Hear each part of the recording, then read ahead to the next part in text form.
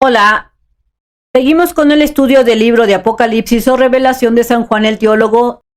En el video anterior abordamos el inicio y varios versículos del capítulo 12.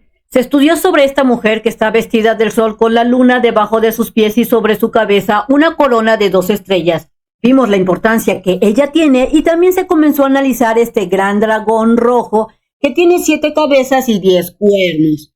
Así que te invito a que veas el video anterior y el resto de los videos que hemos estado realizando sobre el estudio del Apocalipsis o Revelación de San Juan, para que tú puedas entender con mayor facilidad lo que ha de venir y lo que está pasando actualmente y puedas relacionar eventos y nadie, pero nadie te engañe. Comencemos entonces a leer el versículo 10 del capítulo 12. Y dice así: y oí una gran voz en el cielo que decía: ahora han venido la salvación y el poder y el reino de nuestro Dios y la autoridad de su Cristo, porque el acusador de nuestros hermanos ha sido arrojado, el que los acusaba delante de nuestro Dios día y noche. Si te das cuenta, aquí el acusador, que viene siendo el diablo, se la pasaba acusándonos allá con Dios, tanto de día como de noche. Es decir, que el diablo nunca descansa tratando de que nosotros estemos cayendo y pecando.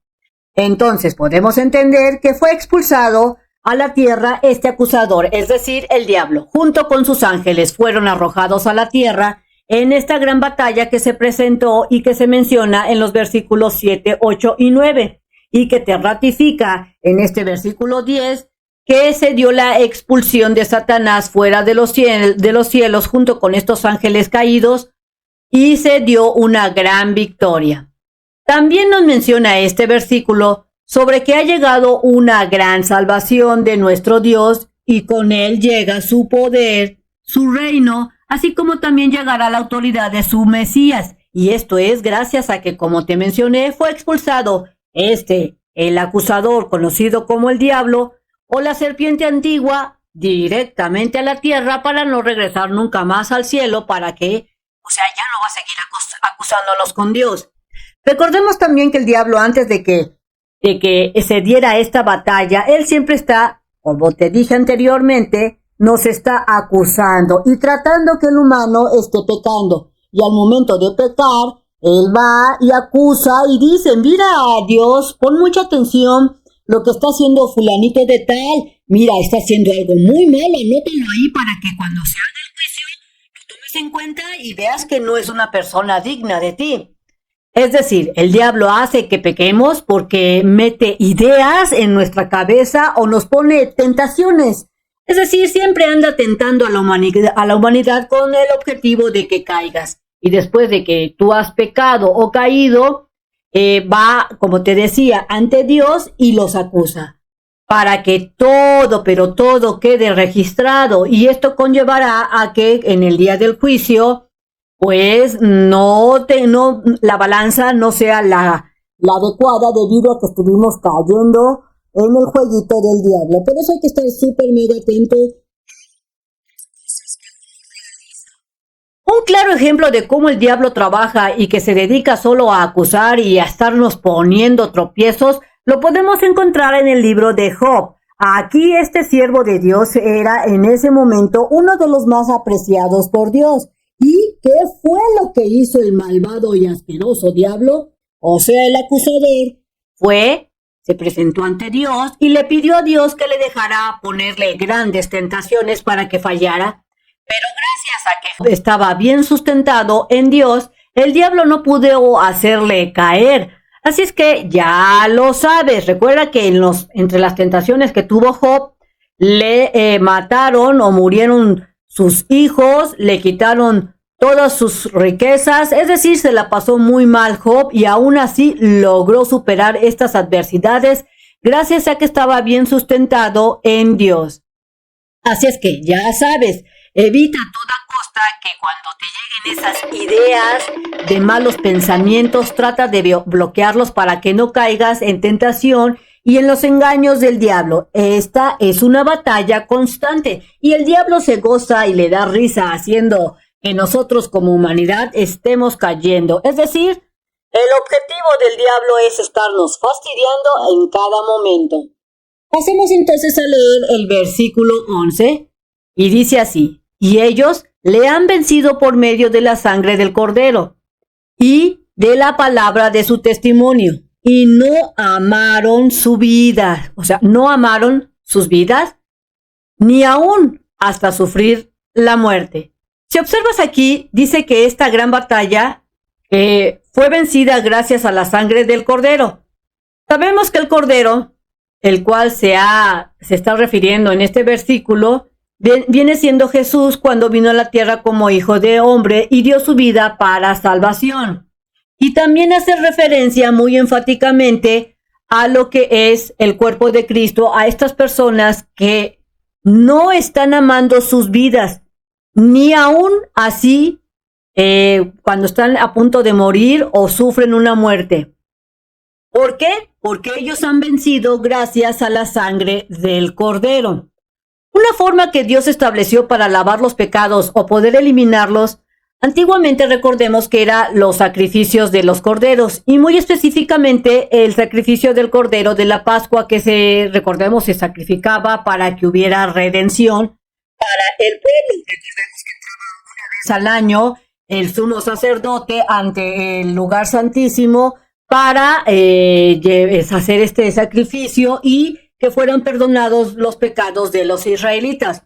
Entonces, cuando vino Jesús a la tierra y dio su vida por nosotros, Él tomó el lugar de ese cordero que se sacrificaba cada año y dio su vida para quitar esos pecados. Y podemos estar ante la presencia de Dios, el Altísimo, gracias a este gran sacrificio.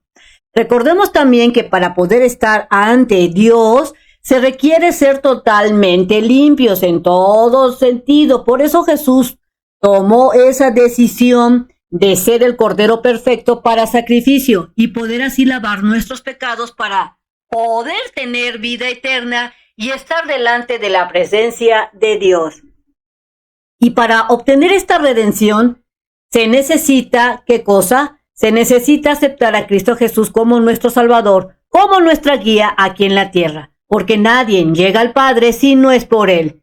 Así es que si no has aceptado a Cristo Jesús como tu Salvador, hoy es un buen momento para que lo hagas y puedas ser salvo. Pero recuerda que tú tienes la decisión. Retomando nuevamente el versículo y lo que significa, aquí en este versículo te mencionan que la sangre del Cordero sirvió para vencer al diablo y a sus ángeles, aunado a su palabra de su testimonio. Es importante que sepas que el testimonio de Jesús que dejó cuando vino a la tierra como hijo de hombre es parte fundamental de la experiencia de salvación. Te comento que algunas personas dicen que si nosotros nos portamos muy bien, con esto basta y que seremos salvos. Y esto es una verdadera mentira. Nuestro testimonio no nos salva. Ahí está el ejemplo del Viejo Testamento. Por más que quisieron los antiguos judíos, antes del Nuevo Pacto, tratar de ser salvo, no lo lograron. Porque resulta que los humanos, de naturaleza, desgraciadamente, es estar pecando.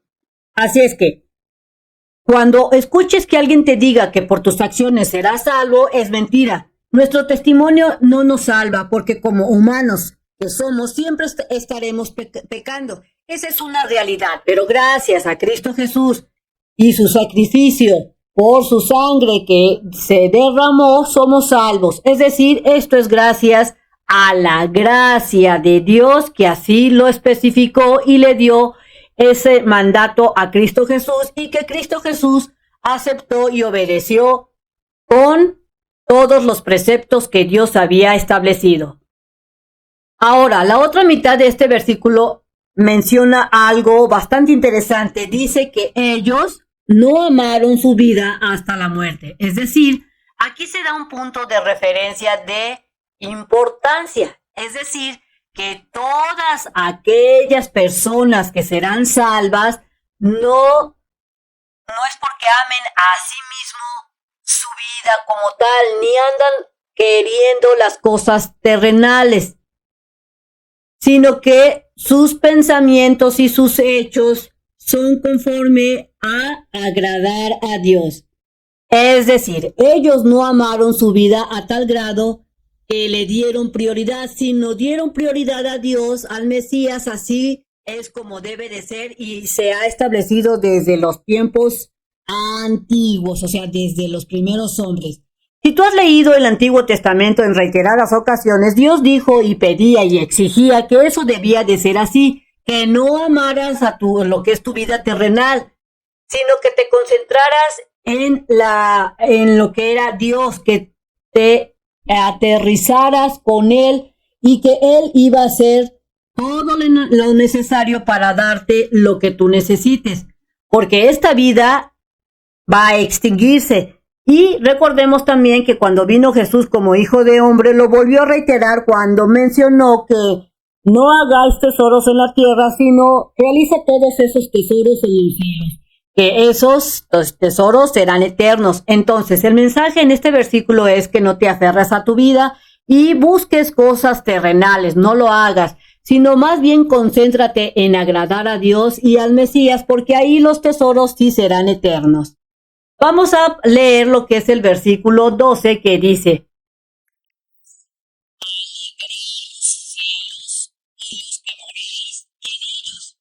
haciendo referencia a todo lo que es el cuerpo de creyentes, a todas esas personas que creen en Cristo Jesús, es que se dice aquí que se deben de alegrar. Ay de los moradores de la tierra y del mar, porque el diablo ha descendido a vosotros teniendo gran ira, pues sabe que tiene poco tiempo. Comenzando a analizar este versículo, se menciona, y son muy enfáticos en precisamente en este versículo número 12, que van a gritar de júbilo, de gozo, aquellas personas que habitan en los cielos. Esto hace referencia, como te mencioné, a las personas que aceptaron a Cristo Jesús y que viven conforme a sus preceptos. A esas personas se hace esta referencia. Esta primera parte de este versículo es de alegría, es de júbilo, porque prácticamente el tiempo se ha acortado para que regrese Jesús por segunda vez y que ellos serán levantados, raptados, se va a dar lo que es el rapto y llevado hacia los cielos. Por eso te mencionan aquellos que moran en el cielo. Haciendo un breve recordatorio sobre las dos clases de personas que habitan en la tierra de manera espiritual, esta clasificación de manera, menciono, espiritual, sabemos que están los que son considerados como humanos terrenales, es decir, los que aman las cosas de la tierra y que en cierta manera no creen en Dios, ni en Jesús, ni tampoco creen en absolutamente nada, solo creen y quieren estar muy felices con las cosas terrenales. Y la otra clase de humanos, hablando de manera espiritual, son los que aman a Dios, que han aceptado a Cristo Jesús como su Salvador, y ellos prefieren hacer lo correcto conforme a los preceptos que Dios estableció y Jesús dijeron en su momento.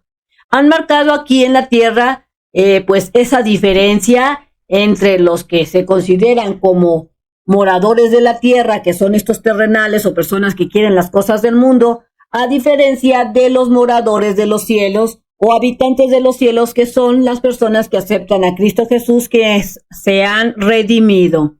Y leemos nuevamente, ahí te mencionan en el versículo 12, regocíjense, alégrense por estos eventos que están sucediendo, pero si te das cuenta, el énfasis recae para aquellas personas que habitan en los cielos, es decir, las personas que son salvas, porque han aceptado a Cristo Jesús como su Salvador y a Dios como su único Dios verdadero.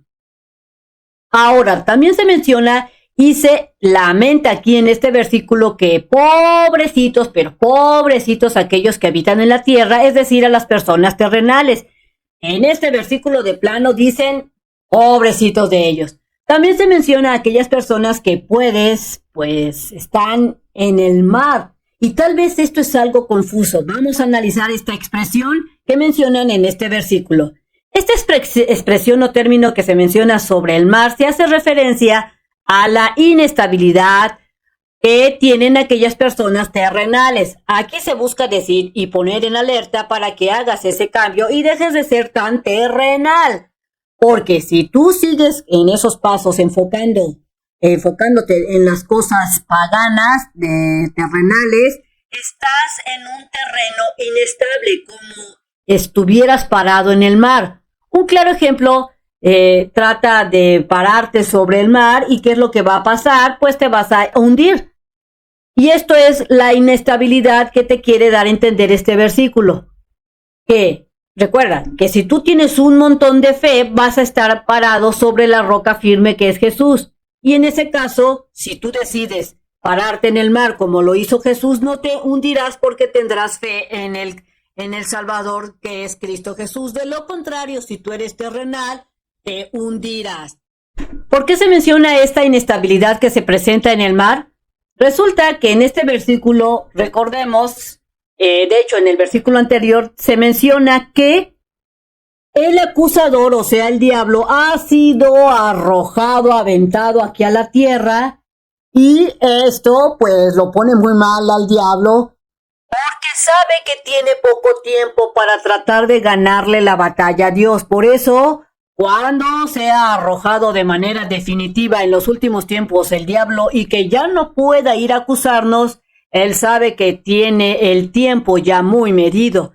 Al saber el diablo que le queda poco tiempo, va a comenzar a presionar a la humanidad todavía más y más y más, y esto tiene que ver entonces con los últimos días, haciendo referencia muy específicamente a la semana 70 de Daniel, es decir, a la segunda mitad de la semana 70, que es cuando el diablo de plano sabe que su tiempo se agota.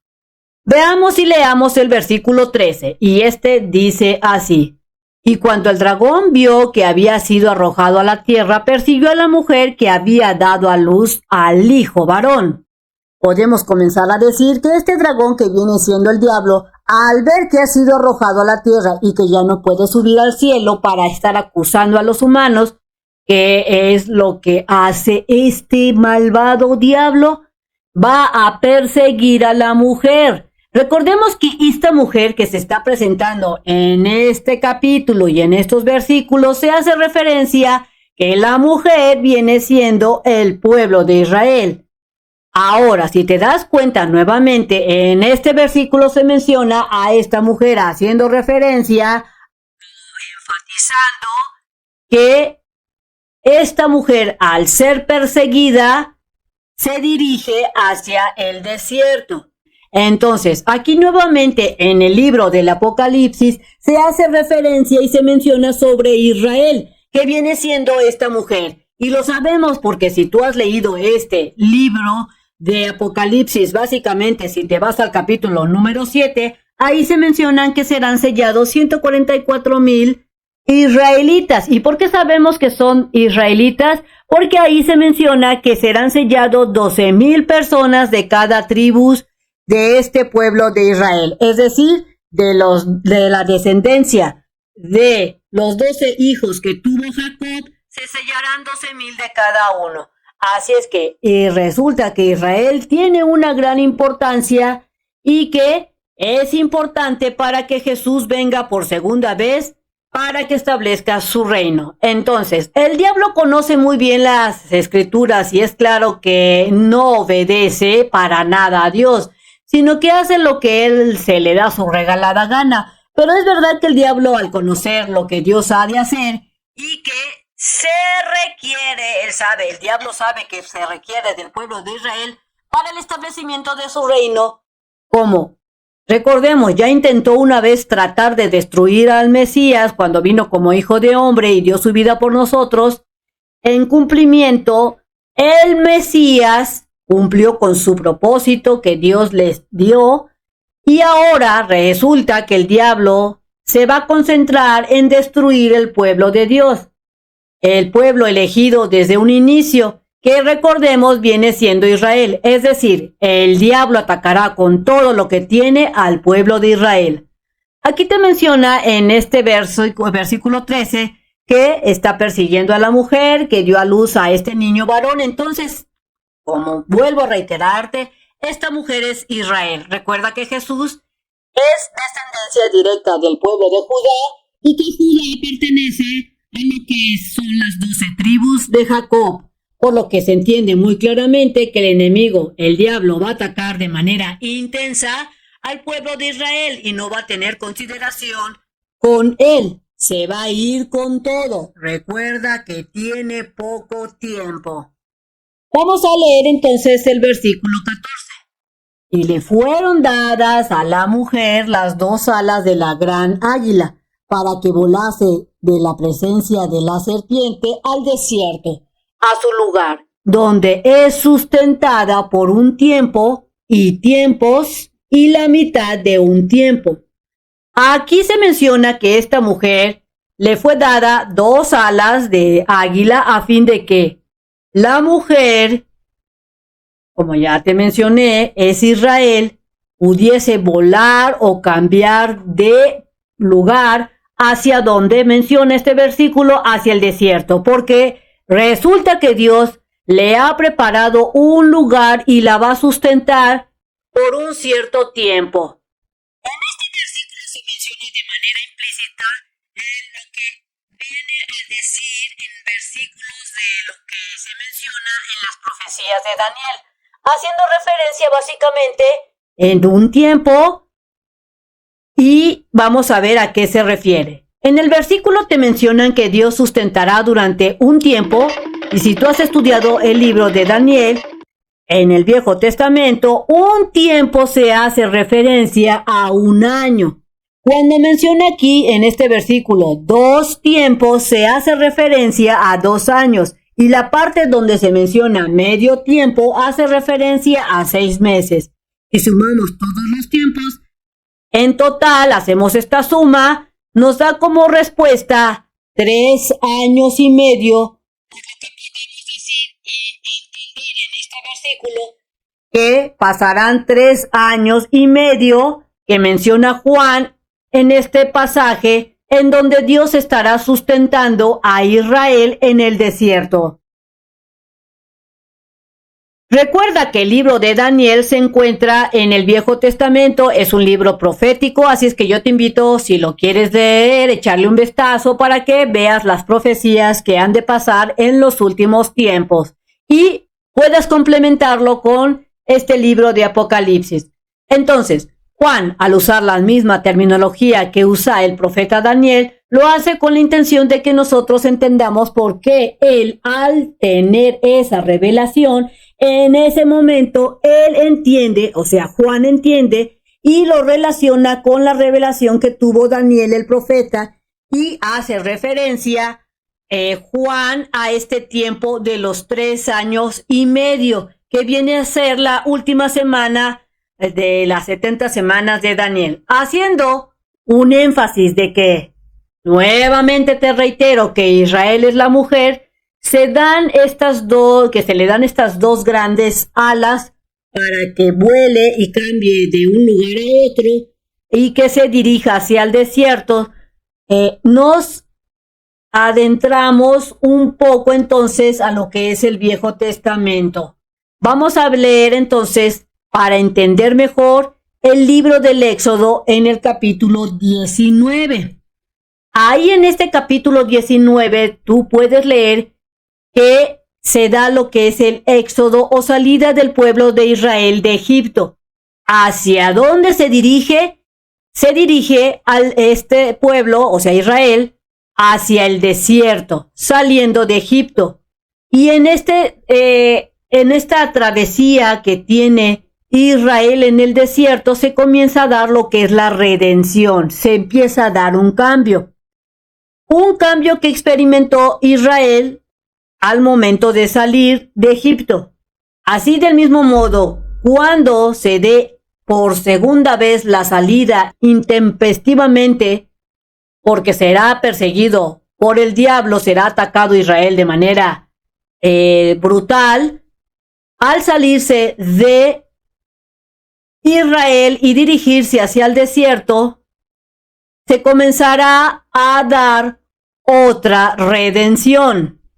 Ahora, la relación con este versículo, con lo que te acabo de mencionar con respecto al Éxodo, al primer Éxodo, es que cuando, como te mencioné, salga Israel hacia el desierto, estará listo este pueblo, el pueblo de Israel, para su segunda redención. Y la última, donde hay una gran cantidad de judíos, de israelitas, aceptarán a Cristo Jesús como su Salvador, como el Mesías, como el único que te permitirá llegar al Padre ante Dios.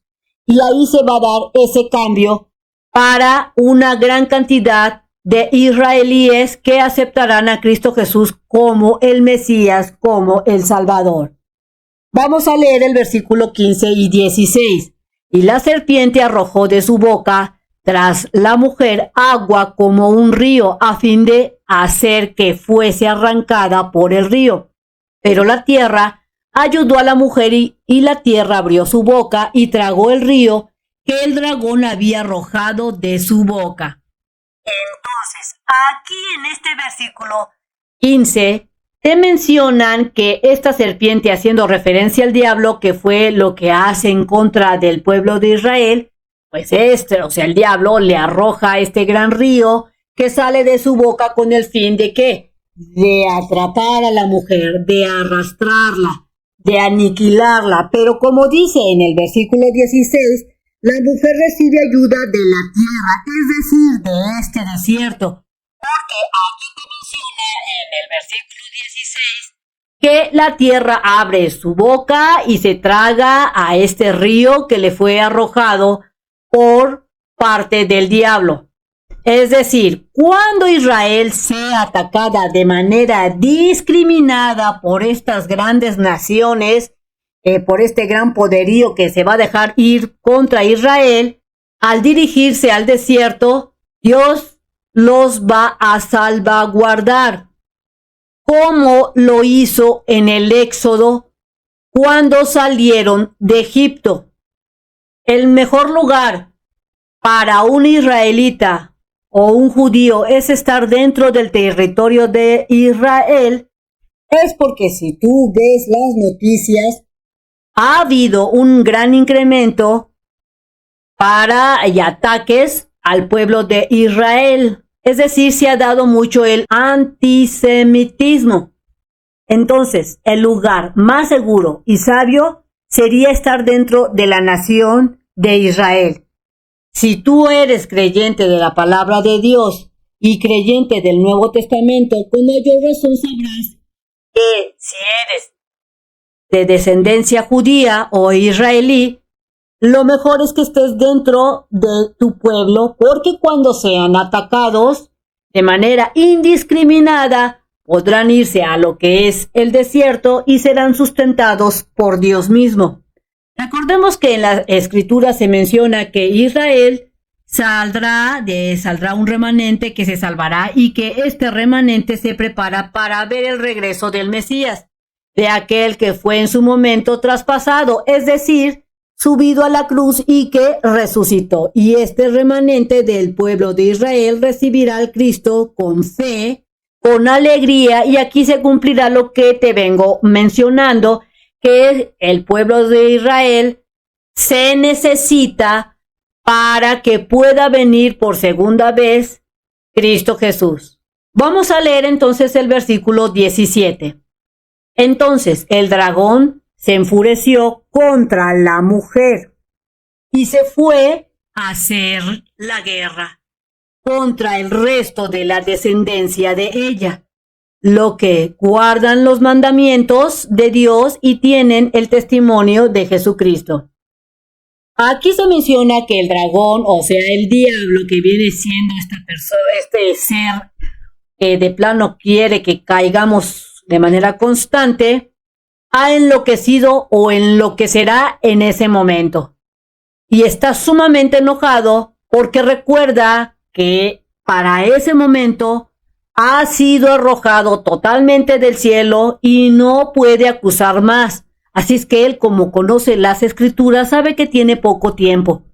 Entre su furia, él va a comenzar, como se mencionó anteriormente, toda su ira para esta mujer, o sea, contra los israelitas. Pero al ver el diablo que no puede exterminarlos en su totalidad porque están siendo protegidos por Dios mismos, ¿qué es lo que va a pasar? se va a ir contra los verdaderos creyentes que aceptan a Cristo Jesús y a su evangelio y serán perseguidos. ¿Y qué te mencionan en este versículo? Entonces, se va a ir el diablo no solo contra la descendencia de los creyentes, sino también contra, la descendencia de los israelíes, o sea, de los creyentes israelíes, sino también se va a ir contra la descendencia de los gentiles que han creído y que creen en Cristo Jesús y que estarán en ese momento en la tierra. Ahora, hay que entender mejor lo que dice este versículo. Vamos a irnos al libro de Romanos, capítulo 9, versículo del 4 al 8, para leer esta parte de la Biblia donde se menciona que no todo el pueblo de Israel son israelitas. Es decir, lo que dice aquí Pablo en este libro de Romanos es que no todo el pueblo de Israel será salvo, sino que una gran parte de este pueblo no creerá en Cristo Jesús. Y bueno, antes de irnos a estos versículos, quiero mencionarte nuevamente lo que dice el versículo 17, en donde el diablo, al ver que esta mujer, al atacarla a esta mujer, enfureció, aquí te lo dice, entonces el dragón se enfureció contra la mujer y se fue a hacer la guerra contra el resto de la descendencia. Es decir, no solo va a atacar a Israel, sino también va a atacar al resto de la descendencia. Dicho eso, pasemos al versículo de Romanos, capítulo 9, del 6 a 8, y vamos a leerlo para luego explicarte, no que la palabra de Dios haya fallado, porque no todos los que descienden de Israel son israelitas, ni por ser descendientes de Abraham son todos hijos, sino en Isaac, que será llamada descendencia. Esto es, no los que son hijos según la carne son los hijos de Dios, sino que los que son hijos según la promesa son contados como descendientes. Esto, si tú lo lees, quiere decir que no todos los hijos de Abraham son considerados como hijos del Dios Altísimo. Recuerda que Abraham tuvo 2 hijos con diferentes esposas, con la sierva de Sara y tuvo un hijo con Sara que viene siendo Isaac. Bueno, el hijo que tuvo con la sirvienta de Sara, ese no es considerado parte del pacto. Isaac viene siendo parte del pacto. Isaac, recordemos que tiene 2 hijos, que viene siendo Esaú y Jacob. Y Esaú tampoco es parte del pacto, pero sí es Jacob. Pero si tú lees aquí, menciona en este versículo 8, no los que son hijos según la carne son los hijos de Dios, sino que los que son hijos según la promesa. Recuerda que cuando vino Jesús como hijo de hombre, él creó, se formó un nuevo pacto. Entonces, si tú lees nuevamente Romanos, ahí te menciona que la familia de Israel no solo estará conformada por israelitas, sino por todas aquellas personas que son creyentes de Cristo Jesús. Toda esa gente forma parte de la familia de Dios, es decir, formará parte del pueblo de Israel sin ser descendencia directa de las 12 tribus de Jacob. Porque recuerda que cuando vino Cristo Jesús a la tierra como hijo de hombre, se formó un nuevo pacto, y este pacto lo conforman tanto los israelitas que aceptan a Cristo Jesús como su Salvador, así como los gentiles que no son parte de Israel, es decir, toda aquella persona que cree en Cristo Jesús, que vino para salvarnos, no importando que no sea del pueblo de Israel, será parte de la familia de Dios. También en este mismo libro de Romanos, Pablo menciona que habrá 2 tipos de personas en el reino. Menciona que habrá las personas que son de descendencia de Jacob, pero también habrá un gran número de gentiles, es decir, de todas aquellas personas que no son como lo que menciona o que no son parte de la descendencia de Jacob. Así es que uno tendrá que elegir en qué bando quiere jugar. si en el bando del enemigo, del diablo, y si eliges ese bando, lo más probable es que tendrás que ponerte la famosa marca del 666. O si decides elegir a Dios, serás uno de los perseguidos. Así es que recuerda que tú tienes la última palabra. Recuerda que si tú eliges a Dios en cierta forma, serás perseguido. Si te encuentras en los últimos tiempos, serás súper perseguido. Pero si no estás en los últimos tiempos y eres creyente del Mesías, de igual manera serás perseguido en menor medida.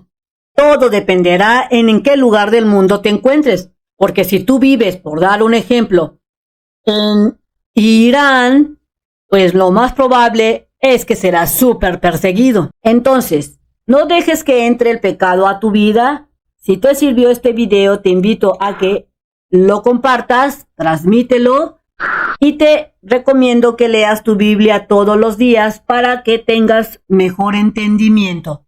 No te dejes engañar por nadie y lee tu Biblia para que tú saques tus conclusiones. Te invito a que te suscribas al canal, que me regales el like y que le des clic en la campanita de las notificaciones.